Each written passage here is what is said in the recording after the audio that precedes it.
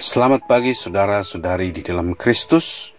Renungan kita pagi ini adalah bab 19, surat cinta pribadi.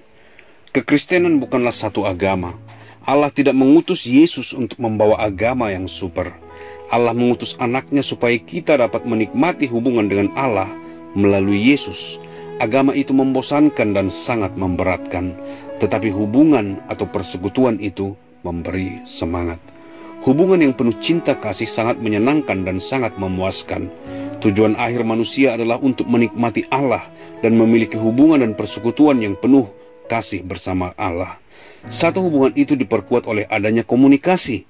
Seorang suami dan istri dapat menikah sah secara hukum, tetapi jika mereka tidak berkomunikasi, maka hubungan mereka hanya sebatas hukum.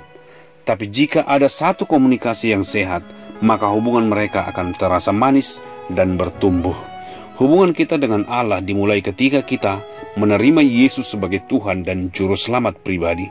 Hubungan ini diperkuat dengan adanya komunikasi. Allah berbicara kepada kita melalui firman-Nya, yaitu Alkitab. Kita berbicara kepadanya melalui doa. Ketika kita percaya kepada Yesus sebagai Juru Selamat pribadi, Dia datang untuk tinggal di dalam kita dan kita menerima DNA-Nya. Ketika kita lahir baru dengan DNA Yesus, maka kita menerima penglihatan Allah secara rohani dan dapat melihat kerajaan Allah.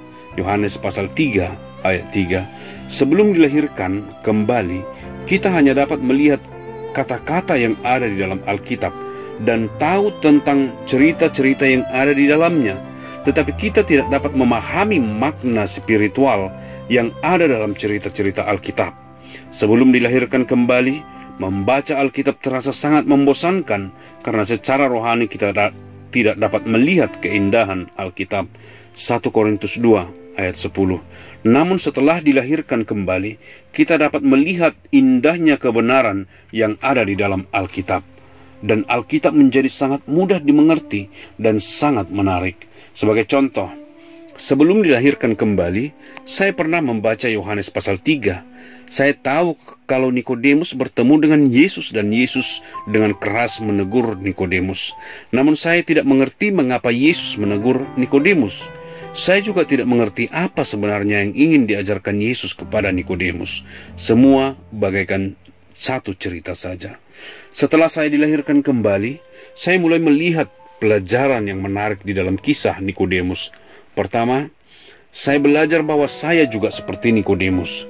Kemudian saya belajar bahwa Yesus mengasihi Nikodemus dan ingin mengajar pentingnya dilahirkan kembali.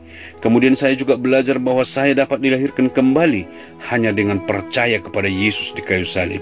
Setelah itu, saya masih tetap membaca Yohanes pasal 3 dan semakin lagi saya menikmati dan mempelajari kisah Nikodemus. Seekor anjing dapat melihat apa yang saya lakukan, tetapi anjing itu tidak bisa benar-benar mengerti mengapa saya melakukannya. Anjing tidak memiliki DNA untuk memahami manusia. Tetapi jika ada kemungkinan DNA manusia dimasukkan ke dalam tubuh anjing, maka anjing itu akan mulai memahami manusia. Ketika kita menerima Yesus sebagai Juru Selamat pribadi, maka kita memiliki DNA untuk memahami Tuhan. Semakin kita dewasa, akan semakin banyak yang kita fahami tentang Tuhan dan firman-Nya. Sebagai contoh, ketika kita duduk di bangku SD, kita mempelajari buku-buku SD. Ketika kita berada di SMP, kita belajar buku-buku SMP. Tetapi Allah hanya memberikan satu buku saja untuk semua orang Kristen, yaitu Alkitab. Artinya, Alkitab cocok untuk semua orang, mulai dari iman kekristenan yang masih bayi hingga dewasa. Ini sangat mungkin karena isi Alkitab diungkapkan oleh Roh Kudus sesuai dengan kebutuhan kita saat itu. Sebagai contoh, 36 tahun yang lalu, saya adalah seorang yang tidak beriman. Tatkala saya membaca Yohanes pasal 3, Allah mengungkapkan bahwa saya perlu dilahirkan kembali dan menerima Yesus sebagai Juru Selamat pribadi saya. Kebenaran inilah yang pada saat itu diungkapkan Allah kepada saya. Kebenaran-kebenaran lain masih belum diungkapkan karena masih belum perlu bagi saya saat itu. Kemudian saya kembali membaca pasal yang sama. Kali ini saya belajar dari Yohanes pasal 3 ayat 6. yang mengatakan bahwa manusia memiliki dua sifat alami, tubuh dan roh, atau jasmani dan rohani. Kebenaran ini diungkapkan karena sebagai orang Kristen yang bertumbuh, saya harus tahu bahwa saya harus menjaga hidup jasmani dan rohani saya.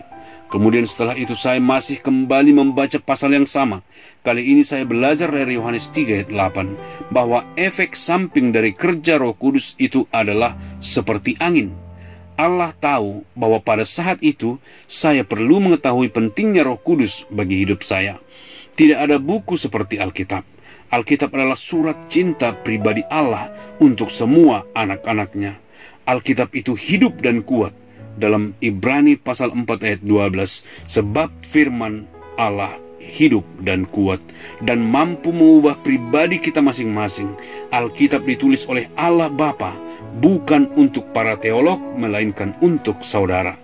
Alkitab bukan merupakan salah satu mata perkuliahan bagi para calon teologia, karena 70% dari isi Alkitab berisi cerita, sehingga kita semua dapat menikmatinya.